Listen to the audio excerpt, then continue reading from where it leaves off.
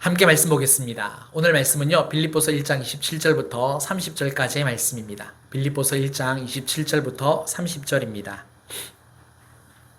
한 절씩 교독하시고 마지막 절 함께 합독하겠습니다.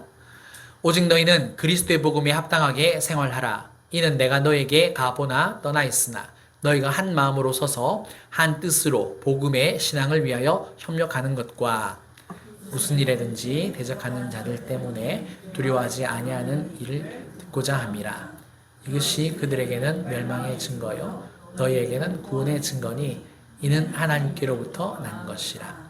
그리스도를 위하여 너희에게 은혜를 주신 것은 다만 그를 믿을 뿐 아니라 또한 그를 위하여 고난도 받게 하려 하심이라. 너희에게도 그와 같은 싸움이 있으니 너희가 내 안에서 본 바요 이제도 내 안에서 듣는 바니라. 아멘. 아멘. 오늘은 복음에 합당하게 삽시다 라는 제목을 가지고 함께 말씀의 은혜를 나누겠습니다. 지난 2월에 좀 좋지 않은 소식이 있었죠. 그런 뉴스가 있었습니다. 뭐냐면 부산의 한 대형 교회 중에 하나인 포도원교회, 김문호 목사님이 이제 심호하셨는데 사임을 하는 사건이 있었죠. 떠들썩했어요. 김문호 목사님이 사임을 한 이유가 있습니다. 아시는 분들은 아실 텐데, 이제 부교역자들에게 계속해서 이렇게 폭언과 또 욕설, 이런 게 이제 계속해서 있었는데, 아무래도, 저희 교육자들 어떤 그런 그 안에서도 이렇게 서열에 되게 하기 있거든요. 그래서, 그랬었는데 그 녹취록이 공개가 됐어요. 그래서 그게 파문이 일어나가지고 이제 뉴스에서 한번 떠들썩했죠. 그래서 이제 사임을 이제 하게 되었습니다.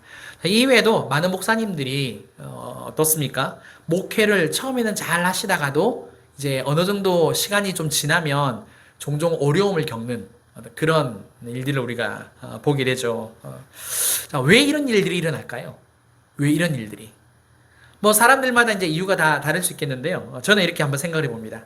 자기가 말하는 것들, 행하는 것들이 사람들에게 알려질 줄 몰랐기 때문에, 사람들한테 알려질 줄 몰랐기 때문에, 만약에 이렇게 한번 생각을 해볼까요? 만약에 언제든지 나의 말과 행동과 어떤 삶이 사람들의 구설에 오를 수 있다라고 생각을 해본다면 그 한마디 한마디가 항상 조심스러울 겁니다. 그래서 우리가 높은 자리에 올라간다, 어떤 더 많은 힘을 가지게 된다, 지위에 오르면 항상 말조심, 행동조심, 더 외로워지고 힘들어지고 어려워지는 어떤 그런 부분들 있잖아요. 그죠? 그런 중압감들이 있지 않습니까? 아무튼 간에, 만약에 자기가 이런 일들이 일어날 줄 알았다라면 분명히 늘 조심을 했을 겁니다. 근데 이제 사람이라는 존재, 우리라는 존재는 거기까지 보통 생각을 못하죠. 그러다 보니까 그랬던 것 같아요. 아무튼 매사에 그렇게 사는 게 참 어려운데 우리가 살아가는 자리나 위치에는 그것에 맞는 합당한 자격이 요구가 된다는 거. 신앙도 동일합니다. 마찬가지예요. 무엇을 믿는가? 이 신앙의 원리와 어떻게 살 것인가? 이 삶의 실천, 이게 항상 균형을 이루어야 된다는 겁니다. 성경을 보시면 특별히 바울 서신서가 이게 되게 잘 나타나 있어요. 항상 이 원리입니다. 무엇을 믿는가, 신앙의 원리, 그 다음에 삶의 실천.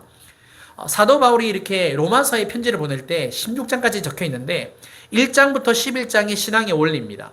그리고 12장부터 16장이 삶의 실천이 되어 있어요.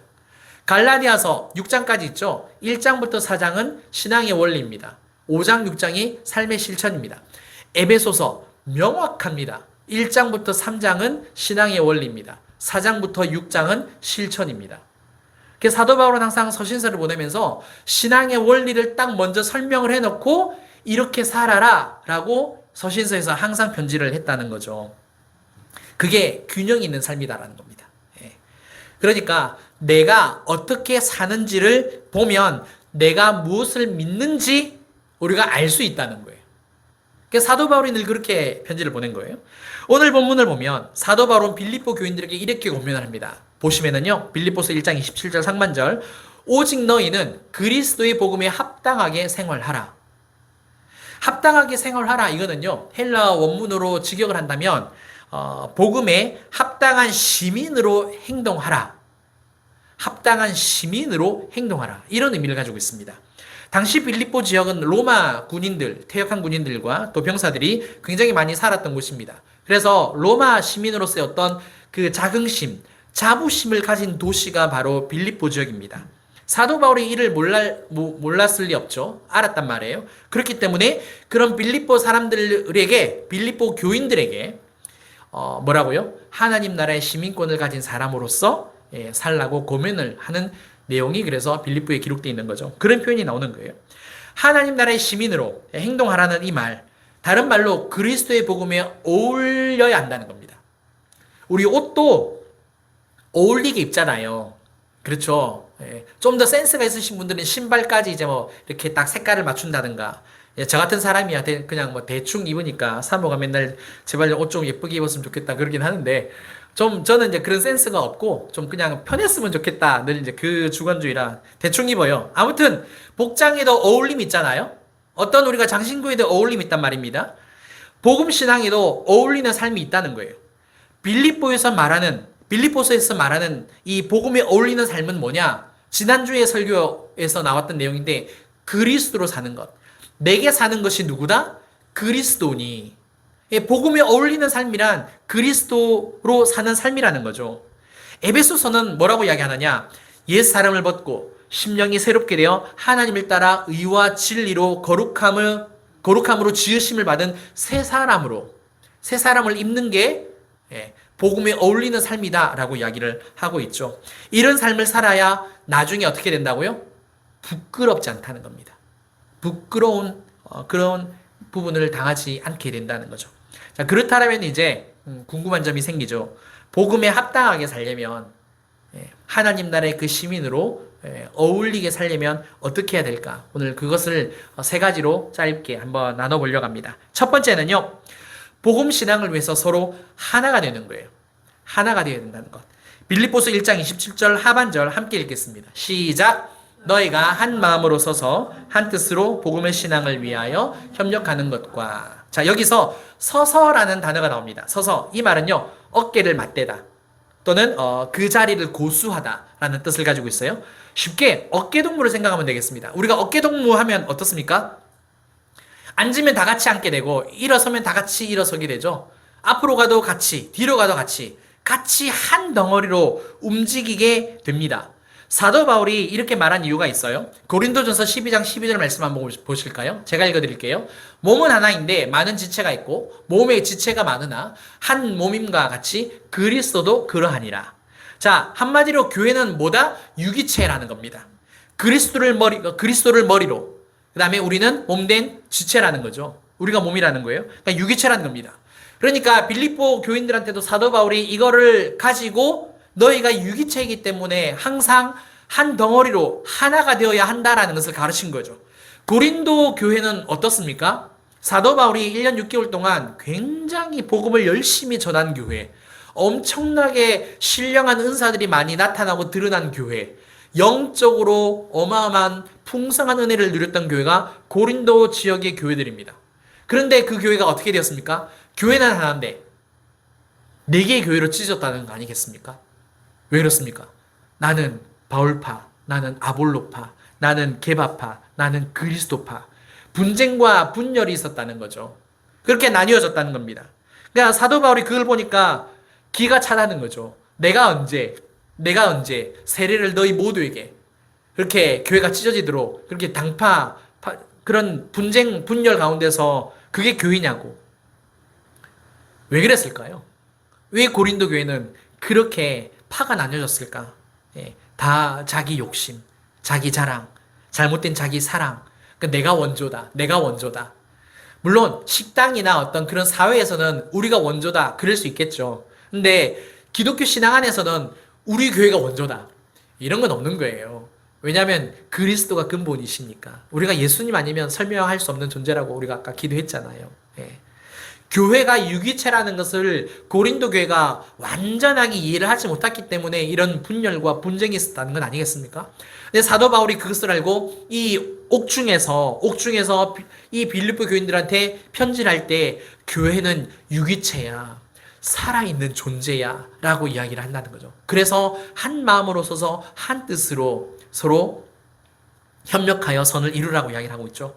사도 바울은 복음의 신앙을 위하여 한 마음과 한 뜻으로 협력하러 갑니다. 교회는 예수 그리스도로 그래서 어떻게 된다? 똘똘 뭉쳐야 진짜 교회라는 거죠. 사랑하는 성도 여러분. 근데 우리가 신앙생활을 하다 보면, 봉사를 하다 보면 내 생각, 내 소리, 내 주장이 분명히 나옵니다. 신앙의 색깔들이 다 다를 수 있거든요. 굉장히 다양한 사람들이 모인 곳이 교회잖아요. 충분히 그럴 수 있어요. 그런데 중요한 건 교회가 하나가 되려면, 모든 성도님들이 하나가 되려면 어떻게 될까요? 내 소리, 내 생각, 내 주장을 내려놓고요. 오직 예수님만을 부르는 거예요. 보세요. 모두가 다 다른 사람이에요. 그런데 모두가 각자 다 예수님, 주님, 오직 주님만 부르고 찾고 구하면 그 교회는 주 예수 그리스도로 하나가 되는 거예요. 내 생각이 아니니까. 내 주장이 아니니까. 이게 굉장히 중요합니다. 그래서 우리가 복음에 합당하게 삶을 살아가는 첫 번째 방법은 뭐다? 그렇구나. 살아온 배경이 다르고 살아온 삶의 방식이 다르며 살아온 지금까지 경험해온 내 신앙의 색깔이 다른 분들과 다를 수 있지만 합동 측 교단이 교회라 할지라도 다 다른 거예요. 그렇잖아요. 누군가는 약간 순복음 기질이 있는 거고 누군가는 고신 측의 어떤 그런 보수주의 기질이 있는 거고 그렇단 말입니다. 그럼에도 불구하고 오직 예수 그리스도 한 분으로 우리가 만족한다라고, 그 한 분으로 우리가 힘을 똘똘 뭉쳐보자라고 한다면 그 교회는 하나가 된다는 것, 이것이 복음에 합당한 삶입니다. 꼭 이러한 삶을 살아가는 저와 여러분들 되시길 바랍니다.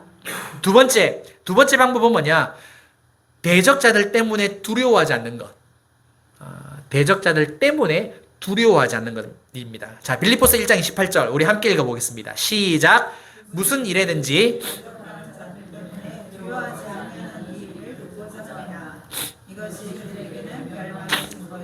너희에게는 구원의 증거니 이는 하나님께로부터 난 것이라. 아멘. 자, 당시 빌립보는요 제2의 로마였습니다. 제2의 로마였어요. 왜 그러느냐? 빌립보는 그 마게도냐의 알렉산더 대왕이 있었습니다. 그때 당시 알렉산더 대왕이 있었는데 이 대왕의 아버지였던 빌립 2세가 이 빌립보성 지역을 건설했습니다. 예. 그 다음에 이제 많은 그 로마 장교가 이 빌립보 지역으로 이주를 했습니다. 그리고 퇴역한 군사들도 여기에서 이제 그 예편한다 그러잖아요. 또 우리 이제 사회 말로는 뭐 은퇴한다. 그러면은 다 이 빌립보 지역으로 이사를 했습니다. 이제 바다를 끼고 있고 하니까 되게 이제 좋았죠. 그래서 군인들이 굉장히 많이 정착한 도시였고요. 그러다 보니까 빌립보 사람들은 다른 지역보다 훨씬 더 어떻게 됐을까요? 로마의 시민권을 쉽게 얻었습니다. 로마의 사람들이니까 로마의 문화가 자연적으로 묻어나게 되어지고 또 그것에서 또 결혼도 하고 생활도 하다 보니까 로마 시민권도 훨씬 더 쉽게 얻었고요.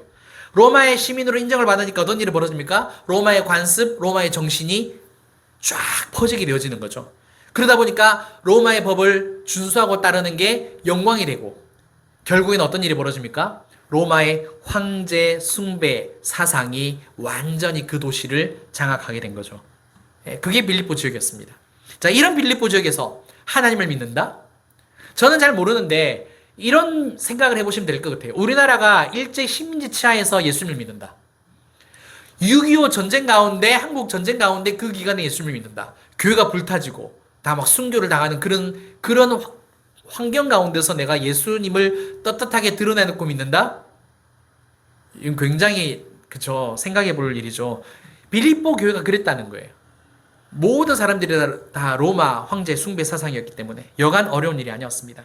조금이라도 문제가 생기면 바로 핍박과 박해와 고난이 찾아왔었죠. 감옥에 가는 일은 예사였고 화형을 당하거나 맹수에게 잡아먹히는 일이 비일비재했었죠. 그죠? 그런데 사도 바울이 뭐라고요? 오늘 이 본문 가운데서 대적하는 사람들 때문에 두려워하지 말라라고. 왜냐? 두려워하지 않는 것이 뭐다? 구원의 증거이기 때문에 그렇습니다. 두려워하지 않는 것이 구원의 증거다. 그러면 왜 두려워하지 않는 것이 구원의 증거가 될까요? 왜 그럴까요? 박해 속에서도, 핍박 속에서도 믿음을 저버리지 않는 그 모습 자체가 하나님께서 함께 하고 계신다라는 증거가 되기 때문에 그렇습니다.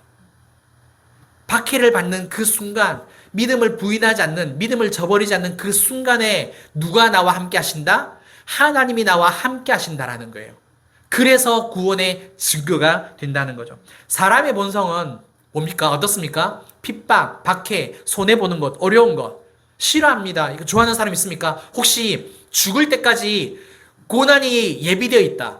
좋아하실 분. 내가 매일매일, 매달마다 월급을 이렇게 얼마씩 받는데 거기에서 항상 빚으로 더 오버돼서 돈이 계속해서 나간다. 좋아하실 분. 없잖아요. 누가 그것을 좋아하겠습니까? 자연스러운 겁니다. 그게 정상이에요. 그런데 복음을 포기하지 않고 하나님을 신뢰한다면 그건 단순한 용기가 아니라 그 용기 위에 무언가라는 거예요. 쉽게 말해서 하나님께서 주신 믿음의 역사라는 거죠. 하나님이 살아계신다. 하나님이 나와 함께 하신다. 아무리 힘들고 어려워도 하나님이 함께 하심으로 나는 이 고난을, 이 어려움을 능히 이겨낼 수 있다. 뭘 말하는 겁니까? 이 땅에서 죽음이 다가 아니다라는 거죠. 그쵸? 죽으면 그냥 천국 간다. 그런 개념이 아니라, 그런 관점이 아니라, 하나님이 영원히 함께 하시는 그 나라에서 내가 함께 살아간다. 이 믿음이라는 겁니다. 사랑하는 성도 여러분, 신앙생활 하다 보면 우리가 가까운 그 사람들에게 상처받을 수 있습니다. 억울한 일을 당할 수 있습니다. 학교에서도 당할 수 있고, 그렇죠? 그 다음에 세상 가운데서도 당할 수 있어요. 내 힘으로 도저히 이길 수 없는 어떤 그런 그 무언가가 있습니다. 중요한 것은 그때 생기는 그 두려움 때문에 신앙을, 주님을 버려서는 안 된다는 거예요. 그 사람들 때문에 내가 두려워해서는 안 된다. 뭐다? 사도 바울은 반대로 생각을 하라는 거예요. 하나님의 믿음의 역사를 받으라는 거예요. 하나님을 신뢰하라는 거예요. 그러니까 담대함은 어디에서 나오는지 아십니까? 내가 깡다구가 있어서, 내가 강한 사람이라서, 내가 세상의 산전수전을 다 겪어서 나한테 엄청난 지혜가 있어서 처세술이 엄청나게 좋아서 내가 담대하다, 강하다? 아니에요. 하나님이 나와 함께 하신다라는 이 확신이 있기 때문에 우리는 담대할 수 있는 겁니다. 여호수아가 가나안 정복 전쟁 가운데서 담대할 수 있었던 이유는 하나님이 그러셨잖아요. 내가 너와 함께 한다고. 내가 너와 함께 한다고. 그래서 좌로나 우로나 치우치지 말고 오직 나만 바라보고 그 율법 가운데서 오직 하나님만 의지할 때에 항상 승리할 수 있다라고. 그래서 하나님이 나와 함께 하신다는 확신 가운데 담대할 수 있다. 이것을 꼭 믿으시고요. 사람들, 환경, 두려워하지 않는 저와 여러분들 되시길 주님 이름으로 축원합니다. 마지막입니다. 세 번째는요. 고난도 기꺼이 받는 거예요. 좀 부담스러운 부분이긴 한데 그래도 믿음으로 받으셨으면 좋겠습니다. 복음에 합당하게 생활하는 삶은 고난도 기꺼이 받는 거예요. 빌립보서 1장 29절 우리 함께 읽어보겠습니다. 시작. 그리스도를 위하여 너에게 은혜를 주신 것은 믿을 뿐 아니라 또한 그를 위하여 고난도 받게 하려 하심이라. 아멘. 사도 바울은 고난을 겪는 것이 하나님이 우리에게 베풀어 주신 은혜래요. 다시 우리가 고난을 받잖아요. 그 고난도 하나님의 은혜래요. 헐, 하나님, 뭔 고난이, 핍박이, 박해가 은혜입니까? 우리가 세상 가운데서 세상의 관점이면 그냥 기복주의 신앙이면 그렇게 생각을 한다니까요. 그렇게 하나님께 대든다니까요. 그런데 오늘 빌립보서 1장 29절은요. 이게 굉장히 어렵게 지금 써 있어서 그렇지 쉽게 풀어보면 고난도 은혜라는 거예요. 고난을 그러니까 하나님의 은혜로 주신 거래요. 왜 그럴까요? 왜 그럴까요? 사도 바울이 이렇게 이해를 했기 때문에 그런 거예요. 하나님, 그러니까 고난은 뭐냐면 내가 고난을 받고 있고 고난을 겪고 있다는 것은 하나님께 버림받았다라는 표시가 아니라 뭐다? 내가 예수 그리스도와 함께 있다라는 표지라는 거예요. 내가 예수 그리스도와 함께 있다. 고난을 받았다라는 것. 다시 말해서 예수님께서 가신 그 길, 그리고 예수님이 가시는 그 길을 지금 나도 가고 있다는 거예요. 고난과 관련하여서 사도 바울이 이런 고백을 하거든요. 빌립보서 3장 10절입니다. 제가 읽어드릴게요. 내가 그리스도와 그 부활의 권능과 그 고난의 참여함을 알고자 하여 그의 죽으심을 본받아. 자, 이 말은요, 이런 거예요. 이 본문에는 나와 있진 않은데 사도 바울이 간절히 바란 게 있어요. 정말 마음에 소원을 두고 소망을 두고 평생에 늘 사역하는 한가운데서 간절히 바라고 또 바랬던 소망이 뭐였느냐? 이 말씀이에요. 이 말씀. 그게 뭐냐면 그리스도를 알고 그리스도의 죽음에서 부활하신 그 능력을 체험하는 것도 체험하기를 간절히 바랬고 그리스도와 함께 고난받는 것도 굉장히 소원했고 그분과 함께 죽기를 바랬다는 거예요. 이게 그 표현이에요. 왜 이것을 바랬을까요? 여러분들은 이것을 매일매일 바라십니까? 예수님을 알고 예수님의 그 고난에 동참해서 또 그 죽으심 가운데 부활한 능력을 체험하기를 매일 바라십니까? 그래서 그리스도를 본받기를 바라십니까? 그리스도가 고난받은 것처럼 나도 오늘 하나님 고난을 주세요. 이렇게 늘 기도하십니까? 사도 바울은 그랬다는 거예요. 왜? 예수님이 부활하신 것처럼 마지막 날에 자기도 부활의 기쁨에 참여할 수 있다는 것을 믿었기 때문에. 좀 쉽게 말씀드릴게요. 무슨 말이냐? 우리는 이래요. 왜 나만 겪는 고난이냐고 이런다는 거죠. 근데 우리가 예수님으로 인하여서 겪는 고난은 단순한 고난이 아니라는 겁니다. 예수님의 고난에 동참하는 고난이에요. 그래서 은혜라는 거예요. 또 왜 은혜가 되느냐? 내가 예수님이 겪으신 그 고난에 동참한다라는 것은 예수님이 고난 다음에 어떤 일이 벌어졌습니까? 부활을 하셨다는 거예요. 그러면 나도 예수님과 함께 고난을 받는다라면 그 고난 다음에는 뭐가 있다는 겁니까? 나도 부활이 있다는 거예요. 나도 그 부활의 기쁨이 있다는 거예요. 하나님께서 나를 살리신 그 죽음, 사망 권세를 깨뜨리시고 살리신 그 하나님의 능력을 체험하는 은혜가 나한테도 주어진다는 거예요. 사도 바울이 내가 왜 그리스도와 함께 날마다 죽기를 간절히 원하는지 아십니까? 내가 죽어지면 나도 예수님이 부활하신 것처럼 부활의 열매가 되기 때문에 나도 그 기쁨에 참여하기 때문에 그래서 내가 예수님을 본받고 싶어하고 내가 예수님과 함께 고난받고 싶어하고 그래서 내가 예수님과 함께 살아가고 싶어하는 겁니다. 이게 빌립보서 3장 10절의 고백이에요. 왜 은혜가 되시는지 아시겠죠? 내 삶에 고난이 없으면 내 삶에 부활이 없는 거예요. 내 삶에 고난에 어려움이 없으면 애통이 없으면 슬픔이 없으면 부활에 기쁨이 없는 거예요. 우리 안에 예수님이 들어오셨잖아요. 나와 함께 하시잖아요. 연합하셨잖아요. 그렇기 때문에 내가 고난을 받으면 이게 힘들지만 어렵지만 믿음으로 인내하고 소망을 가지는 가운데서 이겨내면 부활의 기쁨이 온다는 거예요. 그 영광이 나한테 하나님께서 나에게 주신다는 거예요. 그래서 고난이 은혜라는 겁니다. 이게 복음에 합당하게 사는 거예요. 고난도 기꺼이 받는 것. 근데 우리가 사람인지라 눈앞에 놓여진 현실에서 어려움 가운데서 너무 힘들다 보니 그냥 하나님 평탄하게 살고 싶습니다. 그냥 남들 다 살아가는 것처럼 무탈하게 무난하게 살고 싶습니다. 늘 그런 소원을 가진다는 거죠. 그게 잘못된 건 아니에요. 그건 잘못된 건 아닙니다. 왜? 사람이니까 하나님이 우리를 사람으로 지으셨기 때문에 죄 가운데 살아가는 것을 다 알고 계시기 때문에 여전히 우리 안에 죄악된 본성이 있는 것을 아시기 때문에 긍휼의 하나님이세요. 자비의 하나님이십니다. 다 이해하십니다. 헤아려 주십니다. 하지만 고난도 기꺼이 받으면 그 부활의 영광에 그 기쁨에 너도 동참할 거야. 내가 줄 거야. 그 은혜를 네가 누릴 거야.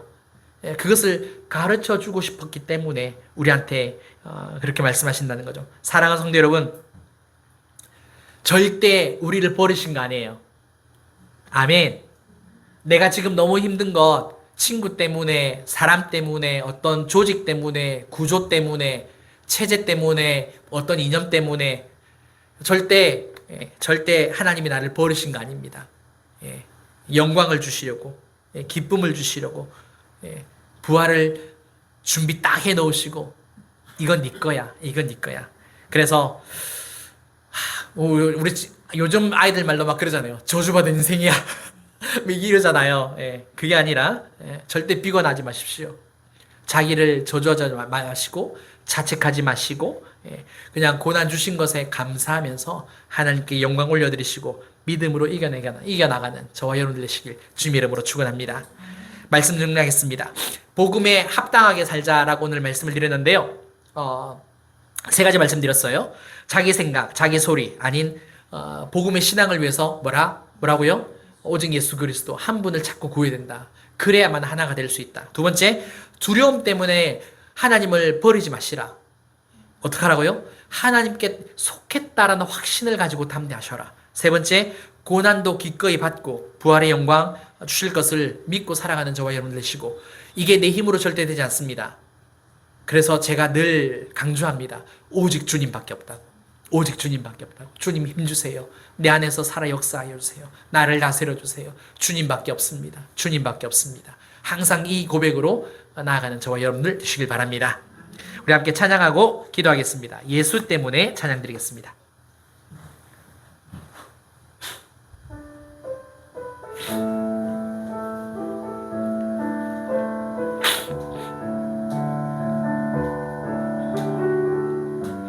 위대한 그 사랑으로 십자가 주님 지셨네. 세상 속에 빛 되었네. 주님의 피로 사셔서 영원한 생명 주셨네. 값없이 주신 그 참 사랑. 예수 때문에 살아가고 예수 때문에 찬양하고 예수 때문에 완전하고 예수 때문에 사함받고 예수 때문에 행복하고 예수 때문에 의롭고 예수 때문에 더러워진 많은 죄를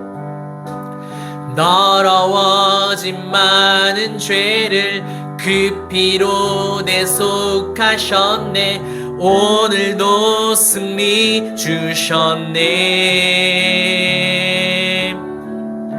그 의로움을 유산으로 주 약속대로 주셨네. 날마다 함께 하시네. 예수 때문에 살아가고 예수 때문에 찬양하고 예수 때문에 완전하고 예수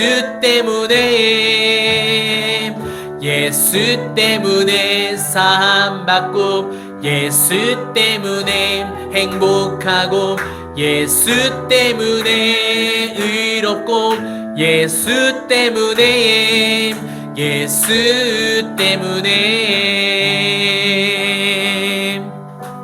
아멘. 우리 함께 기도하겠습니다. 오늘 말씀을 기억하시면서 하나님, 제가 오직 주님만 찾겠습니다. 오직 주님만 찾겠습니다. 내가 하고 싶은 말이 분명히 있기는 한데 그래도 하나님 나를 부인하고 정말 복음 신앙을 위해서 정말 주님만을 제가 찾겠습니다. 두려움이 찾아올 때마다 주님 저버리지 않겠습니다. 오직 하나님께 속겠다라는 이 확신 가운데서 하나님 담대하게 내게 주어진 삶을 살게 하여 주시옵소서. 하나님, 고난도 기꺼이 받겠습니다. 사실 너무 힘들고 어렵습니다.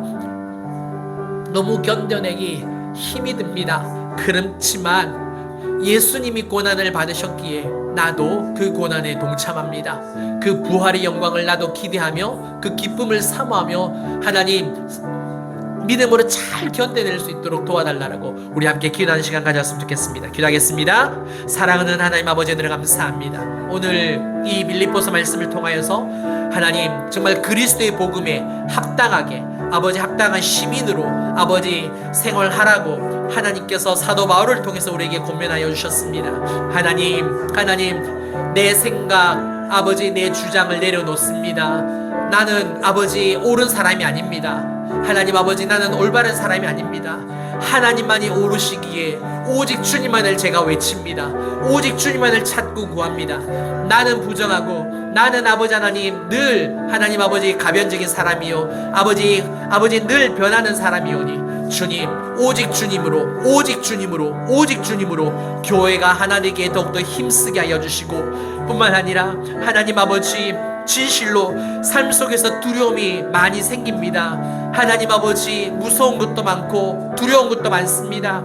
불확실한 미래 가운데서 어떻게 될지 몰라 하나님 초조할 때가 참 많습니다. 조급해집니다. 그러한 순간에도 하나님 아버지 하나님이 나와 함께 하신다라는 이 확신 가운데서 담대하게 오늘을 살아낼 수 있도록 은혜를 베풀어 주시옵소서. 뿐만 아니라 삶 속에 고난이 찾아온다 할지라도 아버지 예수 그리스도와 함께 받는 고난인 것을 깨닫고 아버지 부활의 영광 그 부활의 기쁨을 기대하며 사모하며 믿음으로 이겨나갈 수 있는 오직 주님으로 오직 성령님으로 오직 성령님을 구하고 오직 성령의 기름 부으심을 간절히 소망하며 오늘도 주님과 함께 삶을 살아가는 복된 우리 모두가 될 수 있도록 도와주시옵소서. 감사를 드립니다. 아멘. 사랑과 은혜가 풍성하신 우리 하나님 아버지 감사를 드립니다. 오늘 하나님께서 우리에게 은혜를 베풀어 주셔서 또 우리의 예배를 주님 기뻐 받아주시고 성령으로 함께하여 주시며 또 말씀 허락하여 주시니 감사를 드립니다. 하나님 예수 그리스도의 복음에 합당하게 삶을 살기를 원합니다.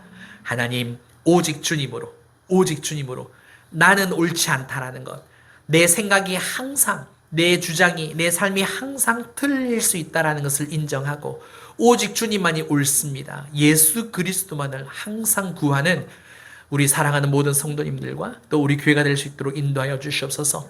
뿐만 아니라 삶을 살아가다 보면 하나님 불확실한 미래 때문에 또 어떤 일이 벌어질지 몰라 늘 두려울 때가 있고 아버지 하나님 내가 원하지 않는 어떤 핍박이나 박해나 사건 사고로 인하여서 힘들고 어려울 때가 있습니다. 주님 그럴 때 신앙을 버리는 사람 되지 않게 하여 주시고 주님이 주시는 그 확신 가운데서 하나님이 나와 함께 하신다.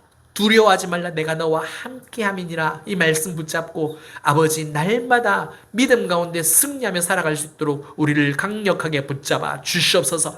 뿐만 아니라 하나님 고난이 찾아올 때 우리도 사람인지라 연약한지라 원망과 불평과 하나님 서름과 하나님 눈물과 때로는 원치 않는 어떤 욕설도 우리 안에서 아버지 튀어나올 때가 있습니다.